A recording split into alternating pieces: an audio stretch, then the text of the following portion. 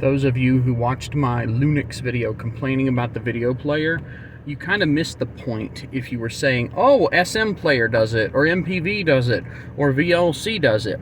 I have a Linux Mint laptop. Out of the box, I haven't installed any other media players. I had the default desktop environment, Cinnamon. And I just decided at some point, hey, I got this Beavis and Butthead stuff on a drive.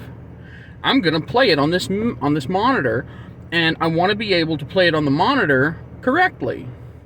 And when I open the files in the player, very basic player, celluloid, the aspect ratio on some of them was not correct, and I wanted to be able to correct that. Media Player Classic Home Cinema on Windows lets you change the size of the image with various hotkeys. The problem is, it doesn't do me any good if I just go somewhere where I may not have internet and I go, hey, let's watch these media files using the default player on my Linux laptop. And then the default player doesn't play them quite right, or doesn't give me the option to correct them, or if we want to be accurate. It doesn't help to tell me, oh, well, if I would have just done this other thing in advance, well, that doesn't help me then. And yeah, maybe I could have, but I'm not going to sit there going through 20 or 30 media player, or 20, 30 minutes worth of media player option checking and learning new media players when I just want to watch the stupid cartoon. And all I had to do was get Windows with MPCHC already on it, and I knew I could do that. That's the thing. I already have an established solution.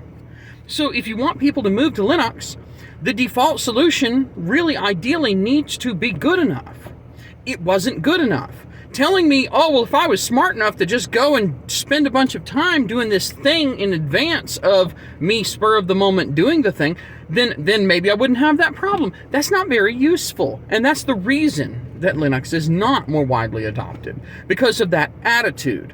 That is the attitude that is the problem with almost all free and open source software. Fix it. I don't care that you know that some player can do it.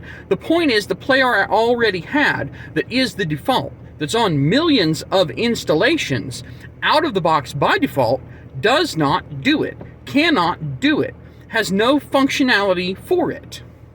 That's it. Nothing you say changes that. Okay? We cool? Cool.